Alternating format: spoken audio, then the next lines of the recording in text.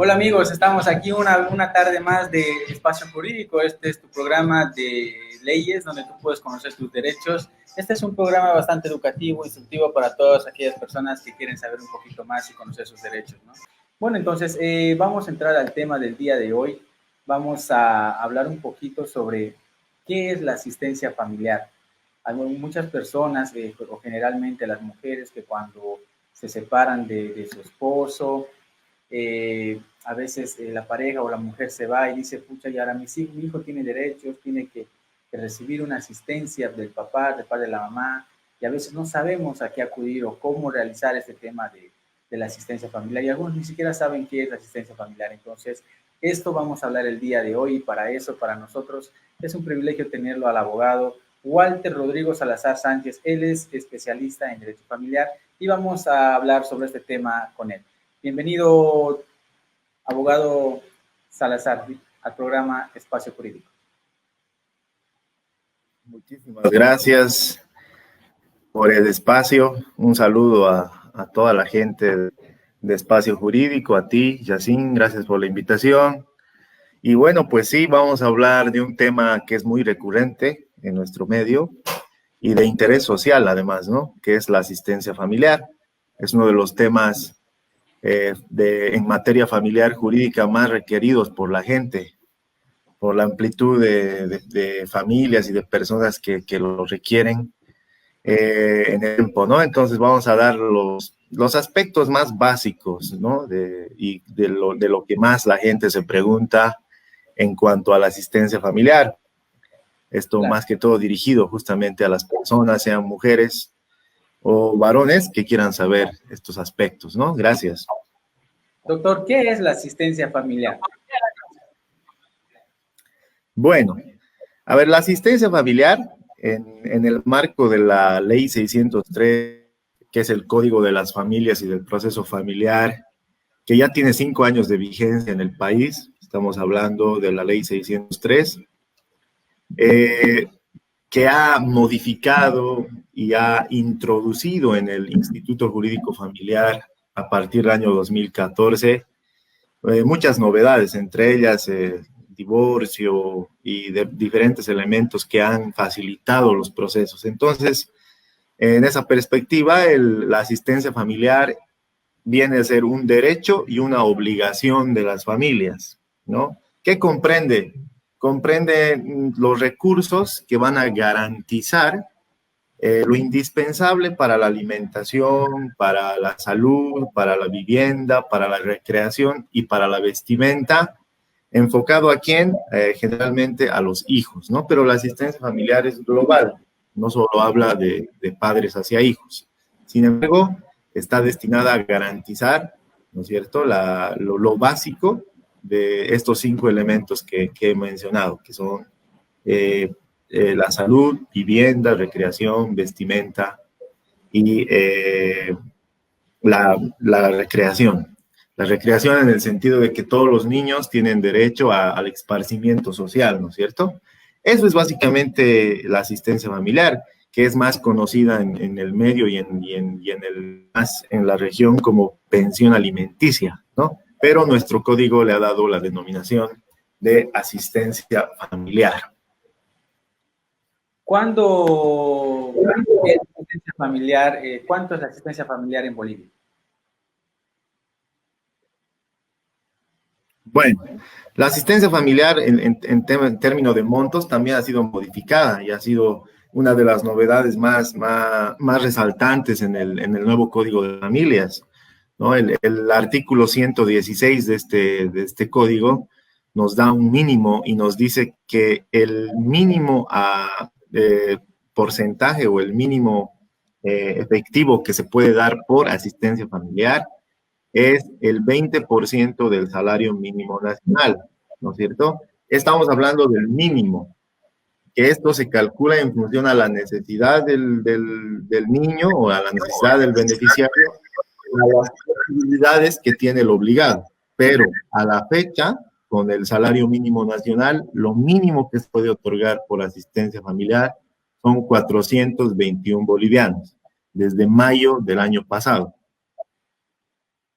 ese es el monto mínimo porque se puede otorgar. No se puede otorgar menos de ese monto, lo que se hacía antes de la ley 603, incluso se conocía de asistencias familiares de 5 bolivianos, 10 bolivianos, imagínense, ¿no?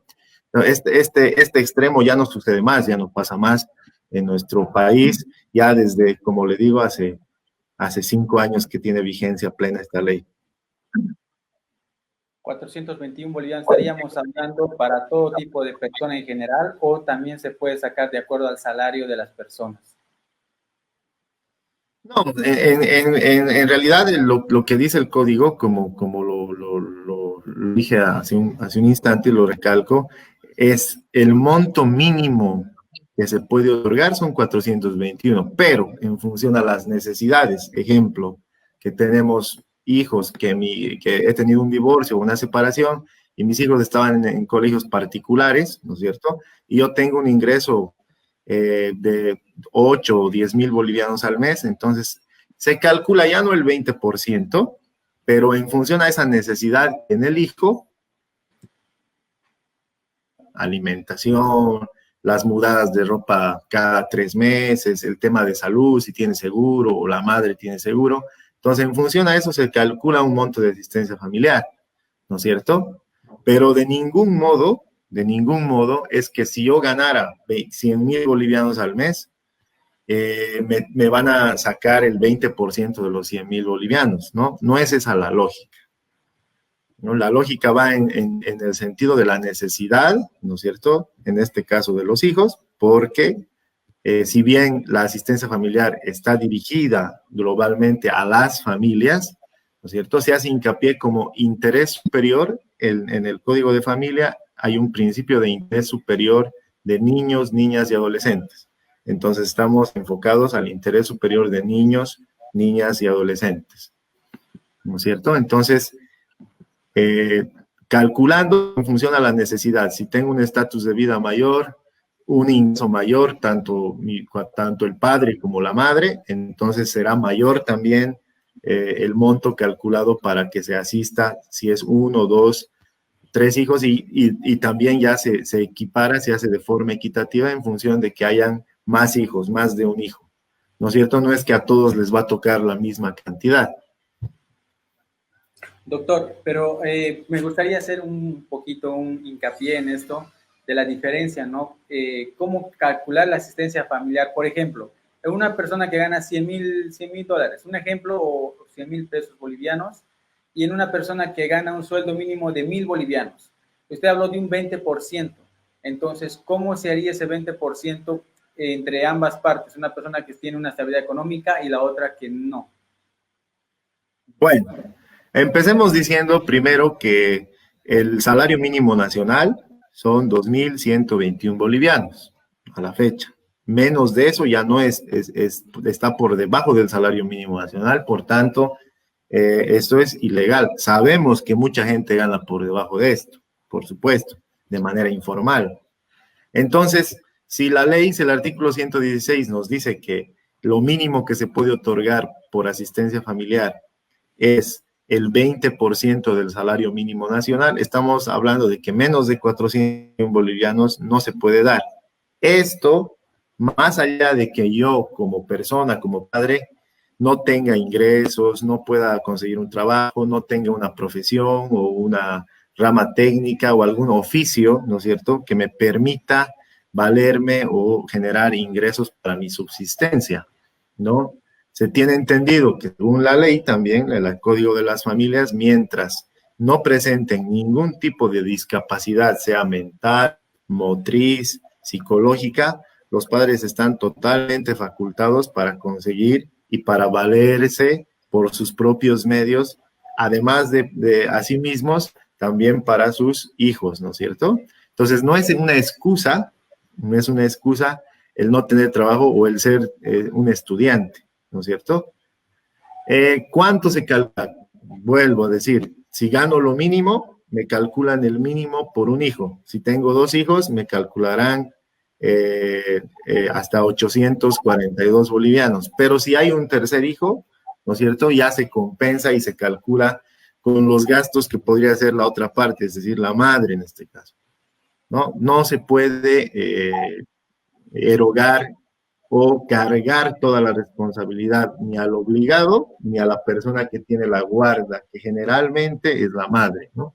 Entonces, una persona que gana 100.000 bolivianos o 100.000 dólares, en primer lugar, no tiene mucho problema de la asistencia familiar, porque más allá de las necesidades de los hijos, siempre este tipo de, cuando hay ingresos muy altos, ya no se exige un monto fijo, sino que voluntariamente uno fija un monto porque conoce las necesidades del niño o de los hijos que tiene, conoce el nivel de vida que tienen, pero no se puede exigir más de aquello.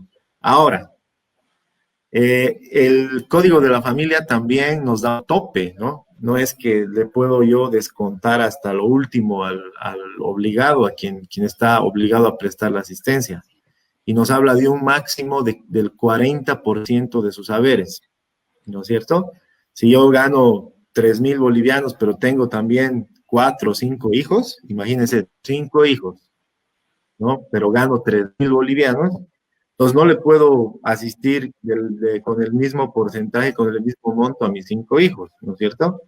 Entonces tiene un tope que la ley permite, que es del 40% de ese salario que yo genero, ¿no es cierto? Entonces, Que ese 40% se lo va a distribuir entre los 5. Ah, perfecto, Como ejemplo nomás le doy. claro.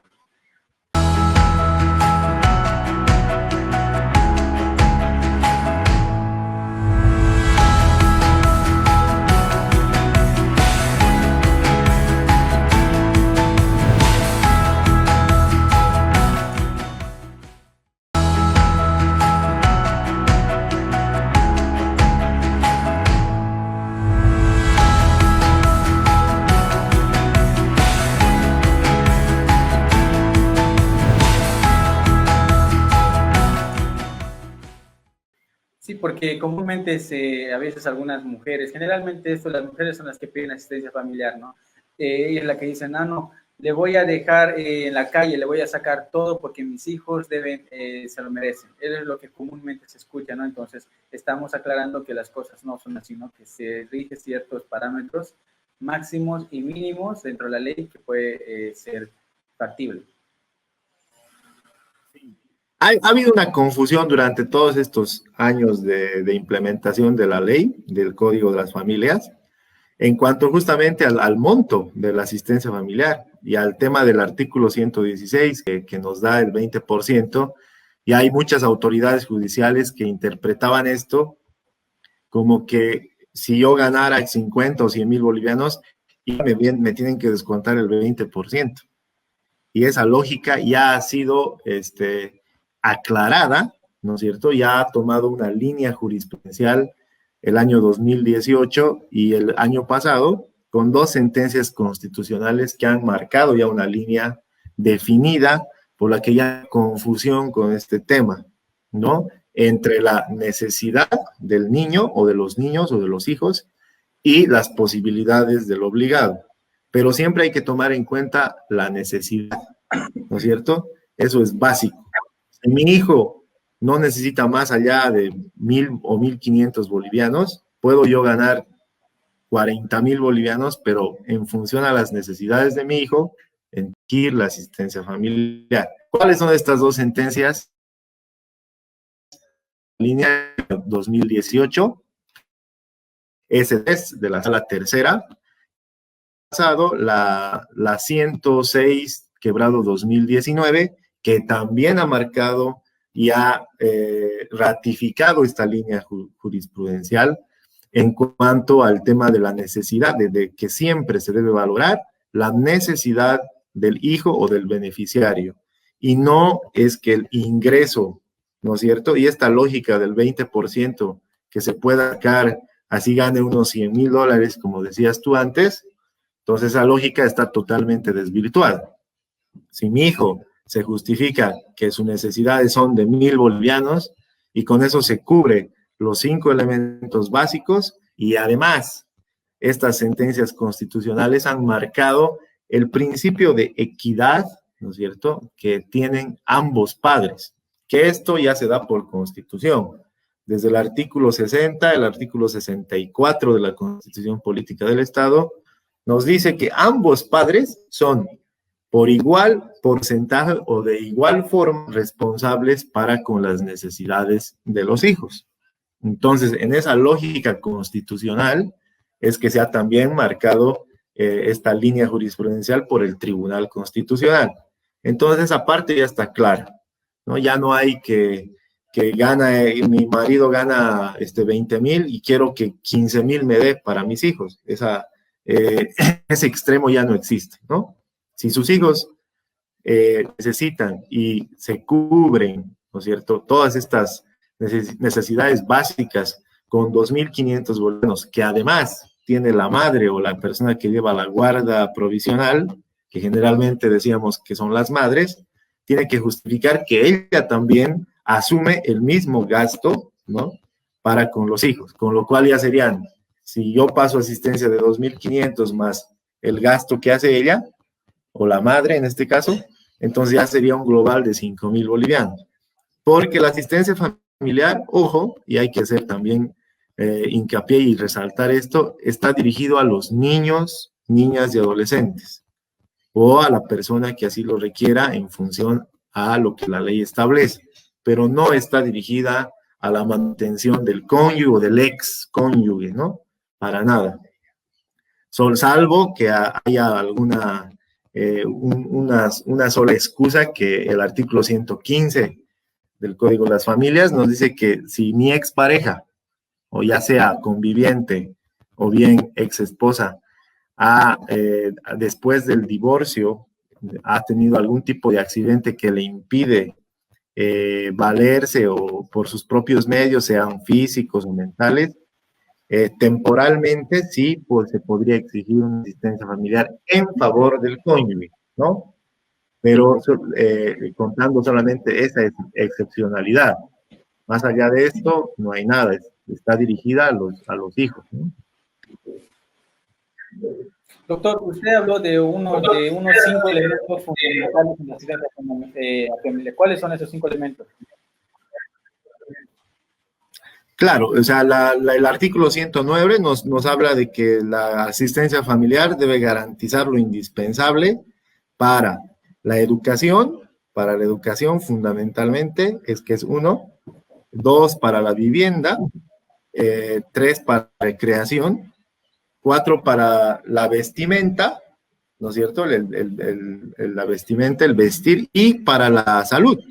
Ahora, esto que está en el Código de Familia, esos 5 principios o 5 elementos o necesidades básicas, no es que se las ha inventado acá, ¿no es cierto?, sino que estamos siguiendo una corriente que viene desde la Convención Internacional de Derechos Humanos, la Convención de los Derechos del Niño, Niña y Adolescente, ¿no es cierto?, que marcan también una línea con la que la Constitución Política del Estado del 2009 ha tomado todos estos derechos o elementos que ya eran de carácter internacional por convenciones, ha tomado esas convenciones y las ha plasmado en el artículo 60, en el artículo 64, y al mismo tiempo, cuando han publicado, cuando se ha establecido la ley, el nuevo Código de las Familias, también se lo ha absorbido de esta forma, y por eso es que tenemos estas 5 necesidades básicas, que ya es desde hace muchísimos años atrás, desde la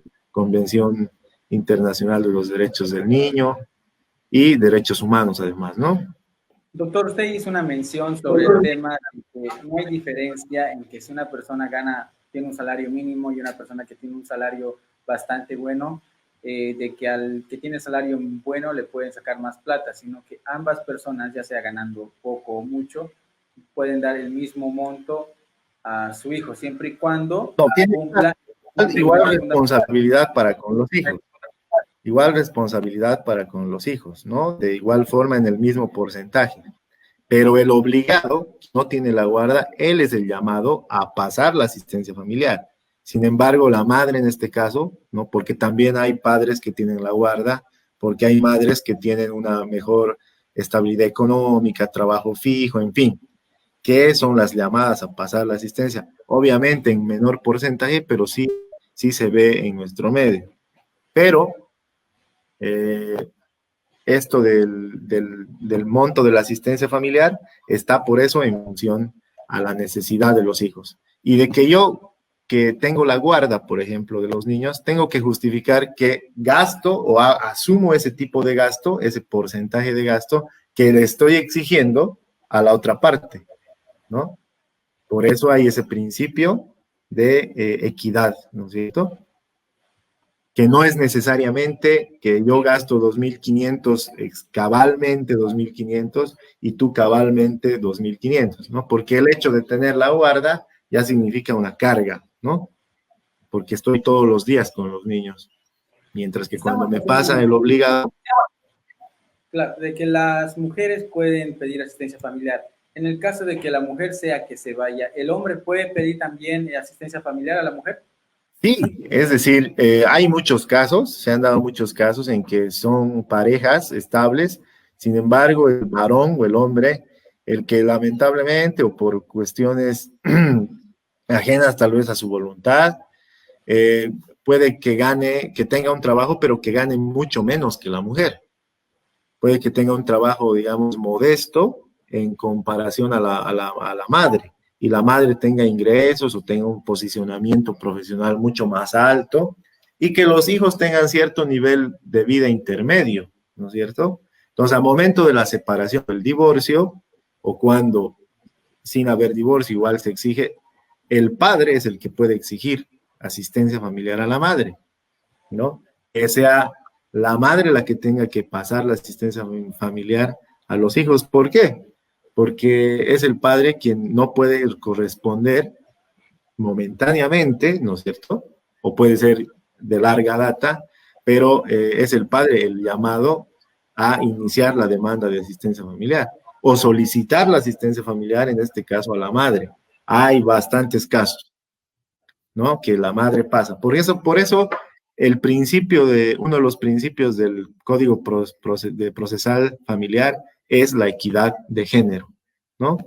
La equidad de género. Por más que esta ley relativamente nueva esté más inclinada hacia el lado matriarcal, ¿no? Hacia los beneficios hacia la mujer, me refiero.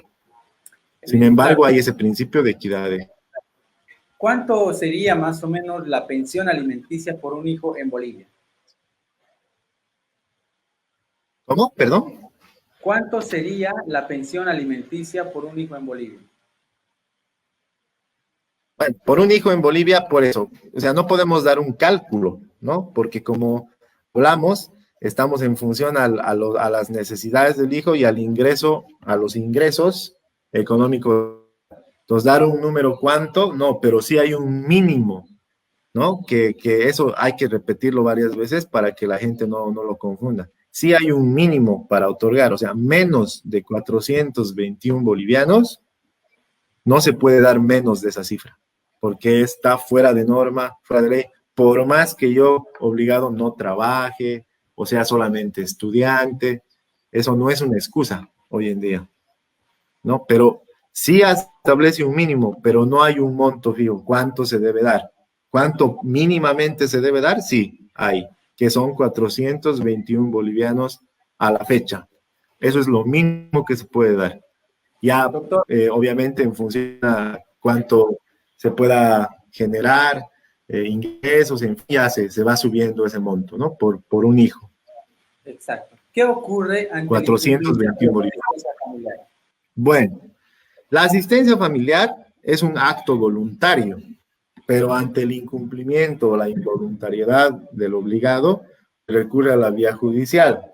¿Qué pasa ante el incumplimiento de la asistencia? Si ya se ha fijado una asistencia en proceso o por acuerdo homologado de partes, entonces el incumplimiento da vía libre a la aprehensión del obligado, porque uno de los factores o elementos importantes de esta ley es que la asistencia familiar o el incumplimiento de la asistencia familiar tiene apremio corporal de 6 meses, ¿no? Entonces tiene apremio corporal, lo que quiere decir es que tiene prisión, tiene cárcel el incumplimiento.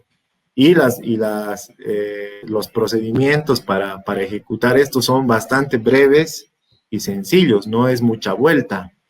Así que hay mucha gente, hay muchos padres incluso que sin una mala fe, simplemente por una mala pasada de la vida, no pueden conseguir ingresos, en fin, y las madres obviamente ejecutan el proceso hasta hacerlos aprender y entran a la cárcel, a prisión, y bueno, se torna todo un tema traumático, ¿no?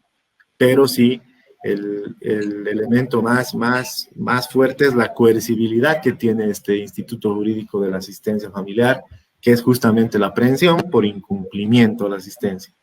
Entonces, si yo no cumplo un mes, no cumplo 2 meses, y ya puedo yo como madre en este caso, que solicitar al juez de que hay un incumplimiento ya por 2 meses, pedir una liquidación, y si al tercer día de que es notificado el obligado no me cumple, entonces ya puedo pedir que se libre el mandamiento de apremio contra el obligado. ¿No es cierto? Eso es. Esa es la consecuencia del impago o la no cancelación de la asistencia familiar.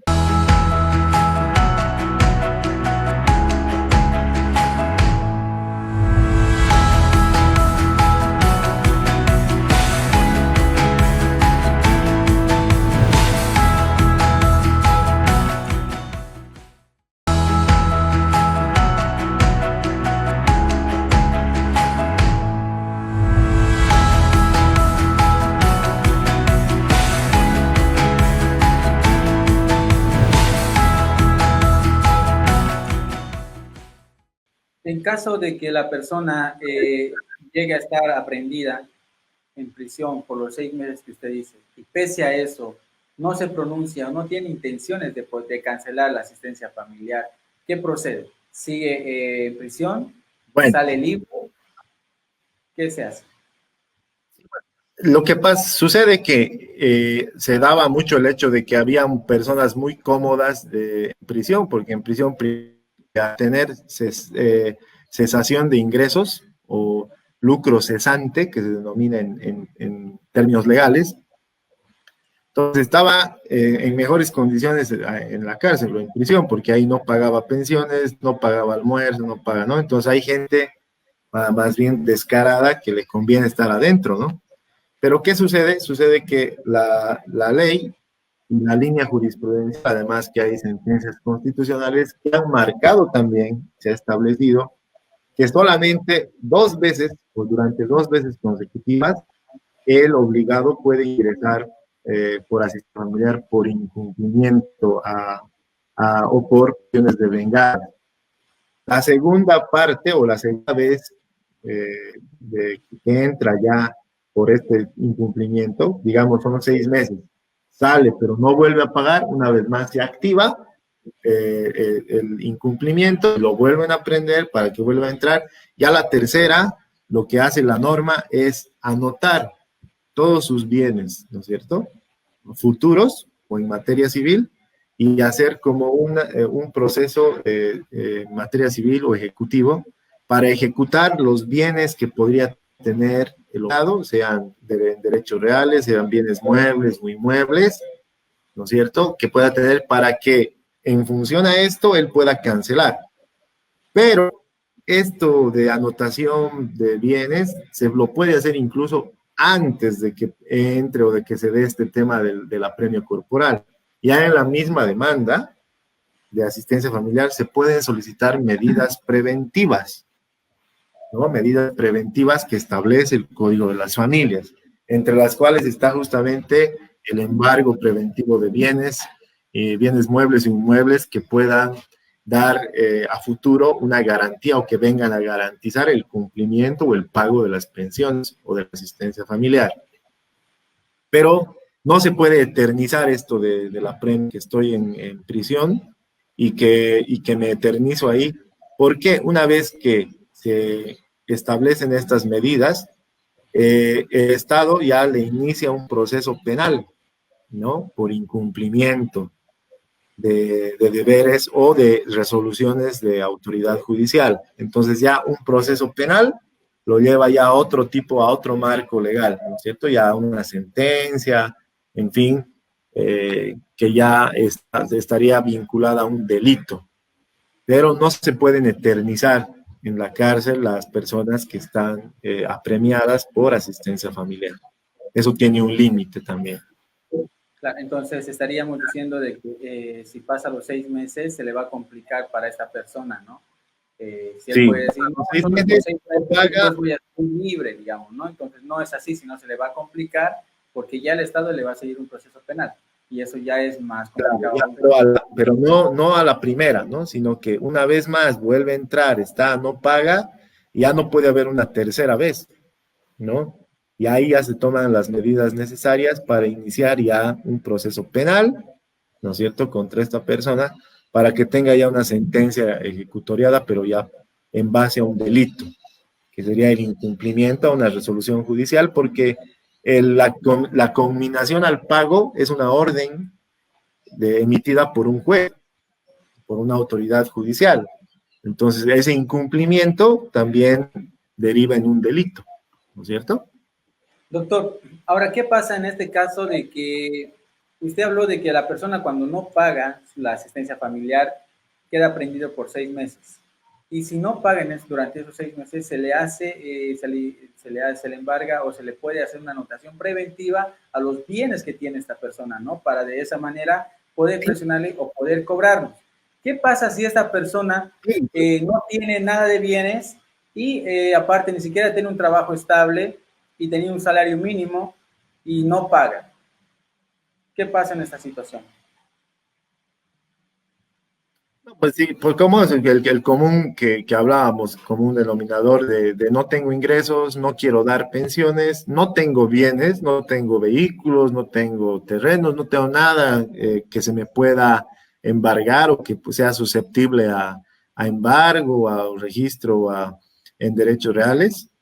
Entonces estoy contento en prisión, en la cárcel, y por eso, entonces ya se activa en la segunda vez consecutiva, estoy 6 meses, me vuelven a cobrar, a hacer la liquidación, pero obviamente durante los 6 meses que estaba en prisión no corre ya la asistencia familiar, porque hay presión de ingresos, ¿no?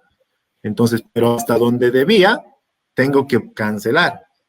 Entonces, si no cancelo a la culminación de esos 6 meses, si entre los 6 meses no he podido pagar, he esperado los 6 meses, tampoco puedo pagar, entonces una vez más se activa este pequeño procedimiento para la aprehensión y otra vez 6 meses como mandamiento de apremio y en esos 6 meses tampoco hago nada, tampoco pago, tampoco me muevo, tampoco tengo bienes ni nada. Entonces ya se activa, ya se puede activar la vía penal y en la vía penal ya simplemente se lo sentencia ya por un delito, ¿no? Ya no, ya pasa a un lado el tema de la asistencia familiar, ya se lo sentencia por un delito que vendría a ser incumplimiento a resoluciones emanadas por autoridad judicial, como ejemplo. Ya estaría transformándose el tipo jurídico, ¿no? Pero por eso les decía, no, no se pueden eternizar en la cárcel solo por no pagar pensiones, ¿no? Porque de alguna forma, en algún momento, si no tiene bienes y nunca los va a tener, pues entonces tiene que pagar condena, ¿no? De todas formas, si sale de su condena, al salir, igual sigue debiendo la asistencia familiar de hace años, ¿no? Doctor, si mi pareja está en otro país, ¿cómo yo le cobro la asistencia familiar? Ah, bueno, interesante pregunta esta del cobro de la asistencia familiar. Es bastante complicado, es bastante complicado. No es que no se pueda hacerlo, pero por ejemplo, casos que se dan, mi pareja, he tenido un hijo con mi pareja, solo vivía con él, éramos, qué sé yo, convivientes, cónyuges, simplemente se fue a Chile, se fue a la Argentina, se fue a Brasil. ¿Cómo puedo hacer para cobrarle? ¿Se puede cobrar? Sí, pero primero hay varios aspectos que se deben tomar en cuenta. Uno de ellos es saber exactamente su paradero, dónde está, además saber tener alguna idea de los ingresos que percibe, porque como ya nombramos o ya mencionamos hace un momento, está en función a la necesidad del hijo y a los ingresos que tenga el obligado. Entonces, ¿cómo puedo justificar o corroborar o probar que esta persona que se ha ido al extranjero gana un monto o no gana o es informal o tiene una vivienda? Porque se haría un trámite engorroso, porque toda solicitud al extranjero va vía Cancillería, ¿no es cierto? Entonces, igual, media vuelta, la devolución es igual vía Cancillería. Entonces se torna bastante complicado, no es que no se pueda, se torna complicado en este caso, pero ¿qué pasa? La ley nos da una salvedad, ¿no? Nos dice el artículo 112, ¿quiénes son las personas obligadas o llamadas a prestar asistencia? En primer lugar está pues el progenitor, sea madre y padre. En este caso, los abuelos del niño, del beneficiario, sea el abuelo o la abuela, se puede ir también por esa vía. En caso de que ni en eso se encuentre o no se pueda obtener ningún resultado por ella, también va derivado a los hermanos. El obligado puede tener hermanos que tal vez se encuentran en mejor situación. Pero esto se da excepcionalmente en este tipo de extremos. Pero la regla es que el obligado es el progenitor para con su hijo.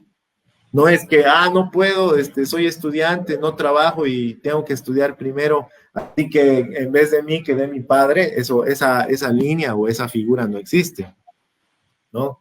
Tiene que justificarse y haberse agotado de alguna forma la exigencia al primer obligado en esta jerarquía. En este caso son los padres, ¿no? Ya sea el padre o la madre.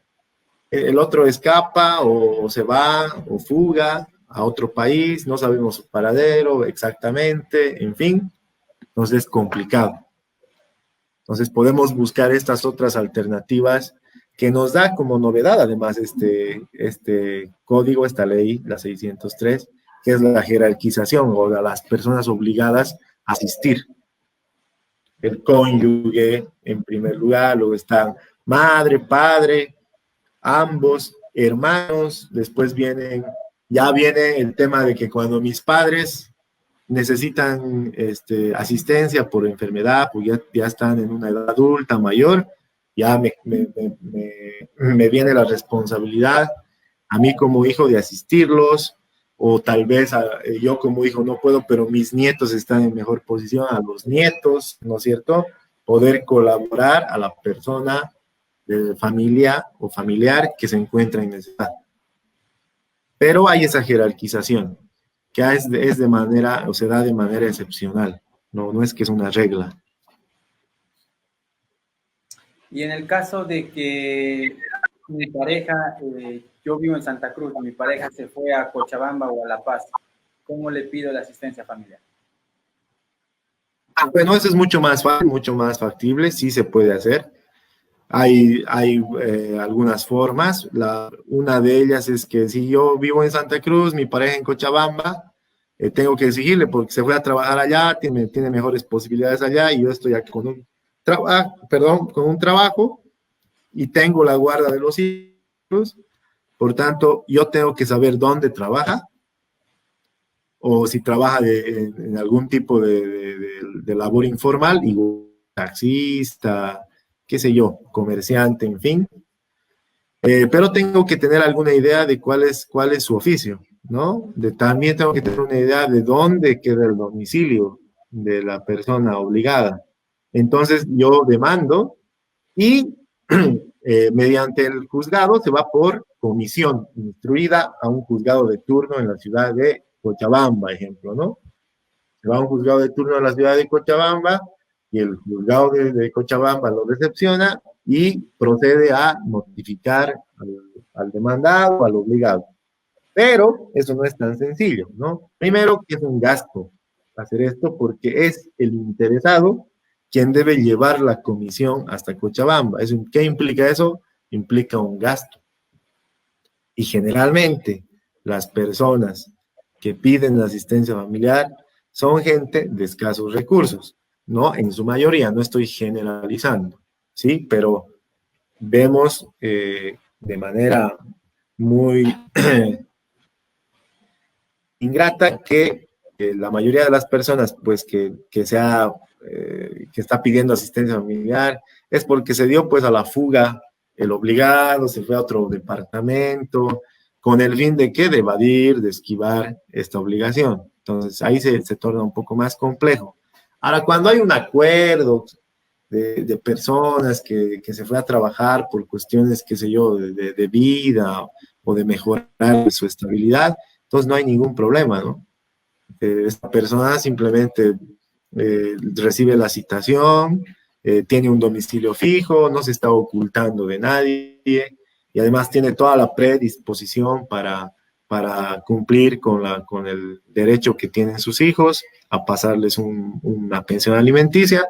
Entonces, de esos temas que son muy, muy obvios, no tocamos, pero sí el hecho de que yo en estado de necesidad necesito dinero para mi niño, entonces tengo yo que ir a la otra ciudad, tengo yo que buscar dónde vive, ver la forma de ubicar el domicilio, su oficio, a fin o a efectos de que se pueda fijar una asistencia familiar.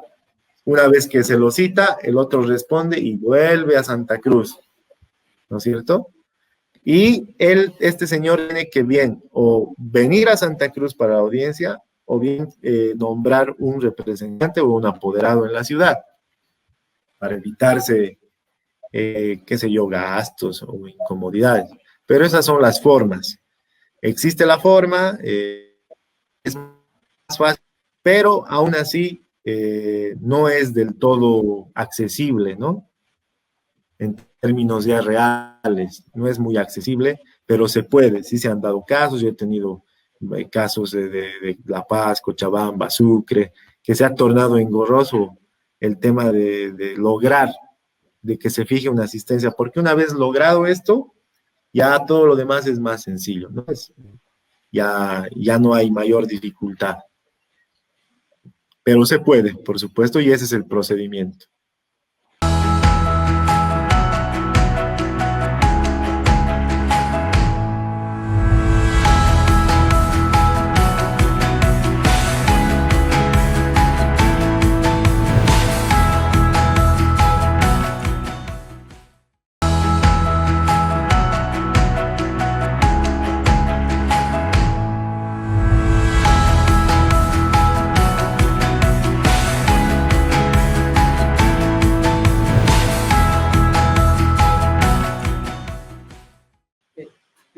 Yo creo que se refiere al marido, ¿no? A la persona que tiene que asistir la asistencia familiar.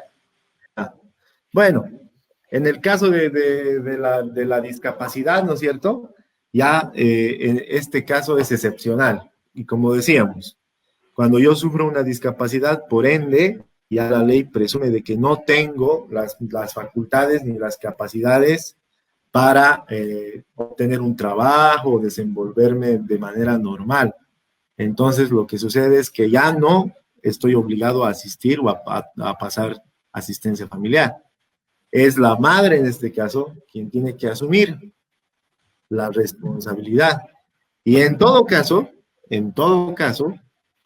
esta persona que está en estado de discapacidad, bueno, puede ser que haya sido una discapacidad innata, ¿no es cierto? Pero, o que haya sufrido algún tipo de accidente y haya quedado incapacitado de alguna forma en el aspecto físico, ¿no?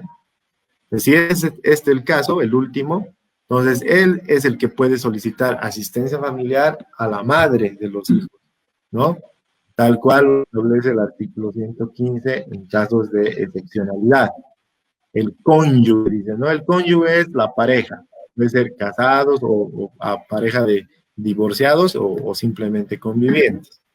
Pero el artículo 115 dice que excepcionalmente, cuando el cónyuge sufre alguna alteración o discapacidad en sus condiciones físicas, mentales, en fin, es él el quien puede solicitar, pero dice provisionalmente, tampoco es eterno, ¿no? dice provisionalmente, tampoco da una fecha hasta cuándo, pero sí establece que es el cónyuge el que está con todas las capacidades completamente sano, el que tiene que asistir a los hijos y además al cónyuge que está en estado de discapacidad. ¿Qué requisitos necesito, doctor, para yo poder pedir la asistencia familiar? ¿Qué requisitos necesitamos? Bueno, los requisitos son muy básicos. Primero está el certificado de nacimiento de los hijos. Yo soy quien voy a solicitar. Entonces yo como madre o como padre necesito el certificado de nacimiento de los hijos, que es el requisito básico, porque es donde se demuestra la filiación, ¿no es cierto? La filiación de la madre y del padre. Y también presentar todo tipo de documentación que respalden los gastos que se hacen con los hijos. Facturas, recibos de colegio, recibos de algunos cursos extraordinarios, de los gastos de alimentación, en la medida de lo posible, ¿no? Para que se valore el gasto que se ejerce. Además, necesitamos adjuntar o ver como requisito los ingresos del obligado. Si podemos saber si tiene un trabajo fijo, trabaja en el banco, es muy fácil saber cuánto gana, ¿no? Es muy fácil saber a cuánto asciende sus ingresos, ¿no? Sobre el capital. Entonces, puedo demostrar cuánto gana, en fin, se me hace mucho más fácil, ¿no? Este aspecto. Porque además puedo demostrar el domicilio fijo, dónde se lo va a citar, y es algo que no amerita mayor trámites, es más sencillo, es muy, muy sencillo. Pero si no conozco, vive, y si no puedo demostrar cuánto gana, tiene un trabajo informal, doy tal vez un monto tentativo, ¿no? Si es taxista, si trabaja en comercio informal, si vende algunas cosas, doy tal vez alguna cifra tentativa que esté marcada con la realidad, no cifras exorbitantes que no tengan nada que ver con la realidad. Simplemente esos requisitos formales, ¿no? Que es certificado de nacimiento, facturas, y también es algo muy, muy importante el tema de los testigos. Los testigos hacen mucho cuando hay personas que conocen al obligado, saben que trabaja, saben que tiene otro trabajo por ahí, que está de alguna manera queriendo camuflar que no tiene muchos ingresos, en fin, y que ya lo conocían desde antes, que han conocido la relación cuando se vivían en pareja, de padre que es, si es un padre responsable o no. Los testigos hacen mucho y respaldan mucho en este tipo de casos, donde documentalmente no se pueden demostrar muchas cosas, ¿no? Ha habido casos que por testigos han fijado montos de 1.500, 2.000 bolivianos, sin necesidad de ver ingresos ni nada, por temas de informalidad laboral, ¿no? Pero ha habido procesos que los testigos han hecho mucho para que se fije la asistencia familiar. Así que es importante también el tema de los testigos, que van a ¿Cuánto dura, respaldar, ¿no?, cuánto, nuestra petición. cuánto dura, doctor, el tema de la asistencia familiar y cuánto llegaría a costar este proceso aproximadamente? ¿Cuánto dura el proceso o hasta cuánto dura o hasta qué edad No, ¿cuánto se dura el puede proceso? asistir o puede? ¿Cuánto dura el proceso y cuánto cuesta el proceso? Bueno, el proceso, este tipo de proceso es de carácter extraordinario, uno de los tres procesos que marca el Código de las Familias, el ordinario, extraordinario y de resolución rápida. Este es un proceso extraordinario que no debería durar más de un mes, ¿no? Desde el inicio de la demanda hasta la citación con la demanda. Pero hay casos extremos en que se postergan fechas, que no se encuentra el domicilio, que el domicilio no era en el lugar indicado, en fin. Entonces eso va dilatando el proceso y se hace tedioso y se alarga, se prolonga hasta poder citar al obligado. Pero estamos hablando de entre un mes a 2 meses, que debería durar máximo hasta que se lo cite, porque una vez que se lo cita al demandado, se fija la audiencia, ¿no? La audiencia de asistencia familiar, donde se establecen ya la parte y la contraparte, ¿no? De que yo digo que yo quiero este monto, pero yo no puedo pagar ese monto porque justifico que no gano tanto, que es mentira. Bueno, hay la parte y la contraparte, y en función a esto, el juez da un veredicto y saca un fallo, una sentencia final, que siempre está entre lo que exige la persona que demanda y lo que puede dar el obligado en función a lo que él ha contestado. Siempre hay un término medio que hace el juez, una evaluación media, ¿no? Y fija el monto. A veces es muy justo para unos, muy injusto para otros, no se valoran unas cosas, se valoran otras, sí, porque la justicia es así. Pero el tiempo de duración es tiene que ser un proceso muy breve, porque estamos hablando de un interés superior de niños, niñas y adolescentes, ¿no? Claro. ¿Qué Entonces, pasa si el marido muere? ¿Qué pasa con la asistencia familiar? no, pero si el marido muere, si el obligado muere, entonces ya la obligación de asistencia familiar tendría que pasar necesariamente en jerarquía a la siguiente persona. Entonces, si están vivos los padres, tiene que ser exigible a los padres del fallecido, porque la asistencia familiar es un derecho imprescriptible, inembargable e irrenunciable. Es decir, que no prescribe. Si muere el obligado, entonces la ley nos faculta a que al siguiente en jerarquía pueda asistir mientras los hijos sean menores de edad y estén entre las edades donde se debe exigir la asistencia, entonces se pasa al siguiente en la línea jerárquica que marque el artículo 112. Bueno, ¿qué pasa a pesar de ganar bien? No lo pasa voluntariamente, por tanto, en este caso, la persona que tiene la guarda de los hijos está obligada a iniciar una demanda de asistencia familiar, porque no hay otra forma de obligar a una persona a que asista a sus hijos, por más que gane bien o gane mal. Si yo gano bien, pero mi ex esposa no me dice nada y ella está a cargo de los hijos, pero bueno, pues mejor para mí, ¿no? Porque mientras a mí no me demanden y yo no tenga el deseo ni la necesidad de preocuparme por mis hijos, entonces no pasa nada. Mientras no se demanda formalmente, no corre la asistencia familiar. No es que hace 5 años que no me da, entonces yo lo demando y me debe de hace 5 años, esa figura no existe. La asistencia familiar corre a partir de la citación con la demanda. Y a partir de ese momento recién se vuelve, no se va acumulando.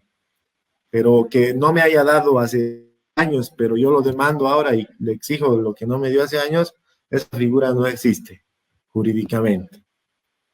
Así que sí, si no le da para sus hijos y gana mucho dinero, tiene que solicitar mediante una demanda de asistencia familiar y no hay más, no es más complicado que eso.